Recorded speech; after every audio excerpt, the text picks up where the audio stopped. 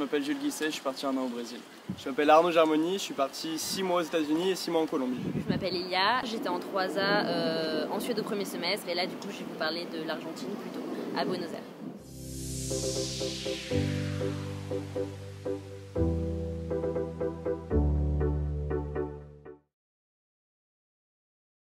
Moi je conseille de faire 1 an dans le même pays. Et après que ce soit stage ou université, je trouve pas ça important, mais je préfère faire 1 an dans le sens où j'ai vu qu'au bout de 6 mois, si je revenais pas, j'aurais pas autant de souvenirs de mon expérience que j'en ai eu quand je suis revenu au bout d'1 an. Je trouve ça mieux, même pour la langue, j'ai dû apprendre une nouvelle langue, donc je trouvais ça plus intéressant de faire 1 an que de faire 6 mois. Ouais, je suis d'accord, si tu veux vraiment avoir une immersion totale, d'être à fond dans le pays, de pas rentrer en France et tout, 1 an c'est cool. Après moi j'ai fait 6 mois et 6 mois et du coup je trouve ça plus sympa. Avec 6 mois, déjà tu visites 2 lieux différents donc c'est cool et ça te permet d'avoir 2 expériences différentes. L'Amérique latine c'est pas cher du tout, du coup tu trouves facilement et puis comme tu es dans une logique d'université, il y a toujours des mecs avec qui tu peux faire des colocs ou tu rencontres toujours du monde donc là c'est beaucoup plus facile et c'est pas du tout cher. Pour trouver une coloc, ça se passe tout sur Facebook en fait.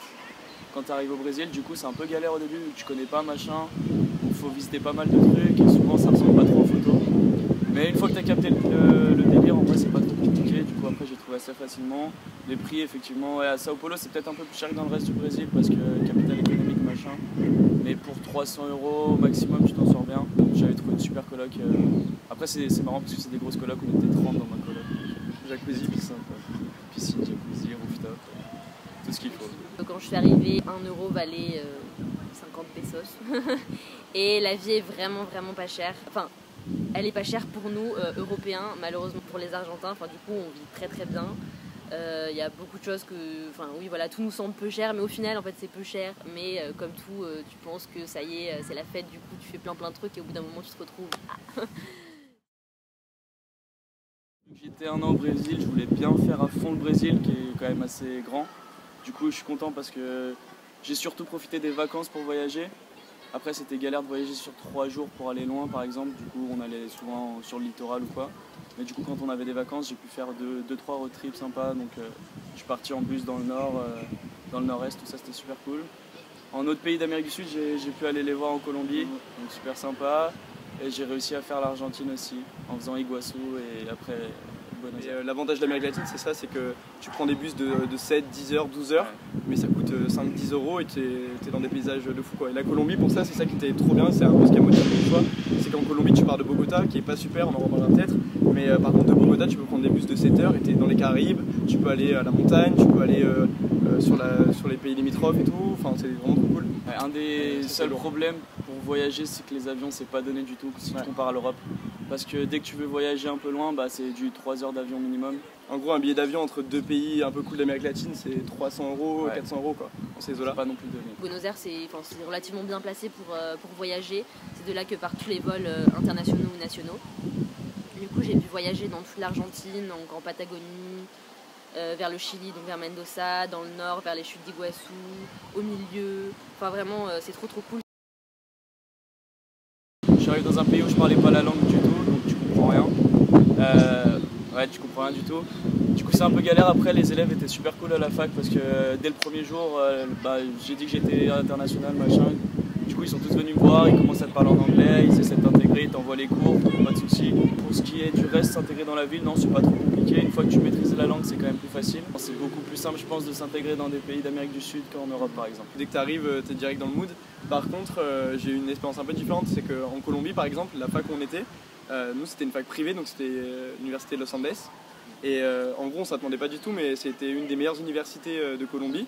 Et du coup, il y a que des mecs ultra riches en fait. Et nous, on s'attendait à, je sais pas, le Colombien moyen et tout. Enfin, je sais pas, on avait plein de clichés. En fait, pas du tout. C'était vraiment le haut du panier colombien. Et du coup, c'était vraiment comme dans une grosse fac de riches en France, quoi. Du coup, c'était pas du tout. On s'est pas vraiment fait de potes à l'université. Et du coup, tu te retrouves à traîner vachement entre internationaux. Et surtout, en Amérique latine, il y a beaucoup d'échanges universitaires, que ce soit déjà à Sciences Po ici, mais dans les autres Sciences Po, dans les autres univ et tout. Du coup, globalement, à part si tu vas au Brésil, où là vraiment t'es solo quasiment, il était quasiment seul, enfin ils étaient 2 je crois à Sao.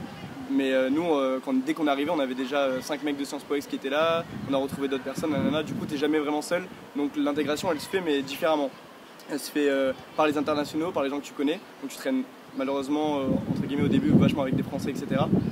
Mais après l'intégration dans le pays, elle est trop cool parce que dès que tu t'obliges un peu à sortir, que tu sors un peu de ta zone de confort et tout, tu rencontres plein de monde et tout, donc ça c'est vraiment lourd. En Argentine, j'étais en stage, donc j'étais pas en université, ce qui changeait vraiment par rapport au premier semestre. Personnellement, j'étais la seule stagiaire. Du coup, si je voulais rencontrer d'autres stagiaires dans mon stage, ben non. Mais heureusement, il y avait d'autres personnes de Sciences Po Ex du coup, que j'ai pu rencontrer. Puis après, j'ai rencontré d'autres Français. J'ai pris vraiment un mois et je suis parti voyager tout seul. Je me suis fait un trip organisé vraiment au dernier moment. Genre un jour, j'ai organisé mon trip, j'ai regardé les bus et j'ai tout organisé. Et en vrai, c'était trop cool parce que même en partant seul, sur la route, j'ai rencontré plein de gens qui sont devenus des potes et à qui finalement j'ai continué à voyager. Et moi, il y en a pas mal, genre hyper personnel, mais j'ai fêté mon anniversaire à Bogota, genre 5 jours avant de repartir.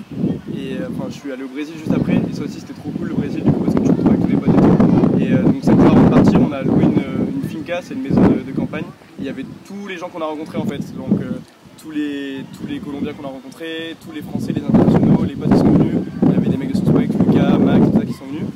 Du coup, ça fait que c'est un peu comme une synthèse de tout ce que tu as fait pendant 6 mois et tu te rends compte que tu vas partir, que tu reviens en France. Donc c'était hyper... Franchement, je pense que c'était l'été en arrivant là-bas parce que du coup, je suis arrivée en février et c'était encore l'été là-bas et c'était trop cool. Enfin, les gens étaient tous dehors, ambiance vraiment trop cool. Tout le monde était dans les rues à danser, à chanter, machin. Enfin, c'était vraiment une sensation trop bien d'être là-bas. Moi, par exemple, pour la Colombie, en fait, on est parti vraiment sans du tout avoir d'appréhension ou quoi. On s'est dit bon, on verra ce qui va se passer. Et en fait, c'est vrai. Alors, il faut relativiser. C'est pas du tout dangereux comme on entend. Tu vas pas te faire enlever et tout. Après, par exemple, à Bogota, t'as de la petite délinquance. C'est principalement ça qui peut t'arriver. C'est que il va y avoir des mecs qui vont t'agresser avec un couteau. Tu peux te faire voler ton tel, ton machin. Mais globalement, tu vas jamais t'arriver un truc hyper grave. Ça peut arriver. On a eu des échos des mecs qui ont eu des petits problèmes, qui sont fait prendre un couteau, prendre un machin. Mais globalement, il y a peu de chances que ça t'arrive et il faut pas du tout être fixé sur ça, sinon tu passes pas un bon séjour quoi. Et en un an, il m'est rien arrivé du tout. Après, vraiment, c'est pas pour autant qu'il peut rien arriver à personne. Tu vois, il y a pas mal de personnes qui ont eu des trucs pas très cool. Mais en soi, si tu modifies un peu ton mode de vie en mode tu penses bon, je sors pas la nuit à 4 heures tout seul à tel endroit parce que tu sais que ça craint. Effectivement, et si tu sors à cet endroit-là, il va t'arriver quelque chose. Mais si t'es pas trop con, que tu arrives un peu à te mettre dans le mood sud-américain, c'est-à-dire je fais quand même gaffe où je vais, à l'heure où je vais et qui j'y vais, en soi après la journée il va pas t'arriver grand-chose. Si tu vas pas dans des endroits non plus totalement démontes, non franchement j'ai pas ressenti non plus. Justement je trouve qu'on se fait plus peur ici en regardant ce qui se passe à chaque fois, qu'une fois sur place tu te dis bon ouais, ça va quand même. Nous à Bogota, les facs elles sont dans le quartier historique, donc ça s'appelle la Candelaria. Et la Candelaria par exemple, c'est un quartier hyper safe et tout. Par contre le soir à partir de il y a plein de flics partout et tout, mais à partir de 19 h il n'y a plus personne, il commence à faire nuit parce que il fait nuit tôt à Bogota. Et du coup là tu sens que ça change complètement de tête quoi. On te dit faut plus aller là, faut plus aller là. Et dès que tu sors, tu sens il y a plein de mecs dans la rue, un peu démontés, machin et tout. Du coup là il faut faire attention, mais globalement il t'arrive rien quoi. Et après ça c'est des capitales, du coup c'est encore différent. C'est que dans des capitales t'as encore de la petite délinquance et tout. Ouais. Mais si tu vas dans les petits, que ce soit au Brésil, en Colombie ou n'importe où, dès que tu vas dans les petits villages et tout, les gens ils sont juste super sympas et tu crains rien du tout quoi. Écoutez pas les a priori, les gens qui vous disent ah c'est super dangereux Buenos Aires, ah n'y va pas, ah nanana. Franchement je me suis jamais sentie mal à l'aise ou si j'ai pu me sentir mal à l'aise mais je me suis pas sentie plus en danger à Paris ou à Marseille qu'à Buenos Aires. Ne vous arrêtez pas au cliché de l'Amérique du Sud c'est dangereux, machin, parce que sinon je pense vous perdez une sacrée expérience. Honnêtement, pour l'avoir vécu, je suis prêt à retourner demain s'il faut. C'est pas ce qui me manque, l'envie. Là, c'est trop bien. Si vous voulez voyager, il faut aller en Amérique latine. Pour voyager, c'est magnifique. C'est un des deux, mais Amérique latine, c'est hyper bien. Pour apprendre une nouvelle langue aussi, si vous voulez partir au Brésil, le portugais, en 2-3 mois, ça s'apprend facile. Si vous mettez un peu du vôtre. Et non, franchement, j'ai adoré. Et la Colombie, pareil, les gens sont super cool. Et pour voyager, c'est juste une expérience de fou. Donc, n'ayez pas peur. Foncez.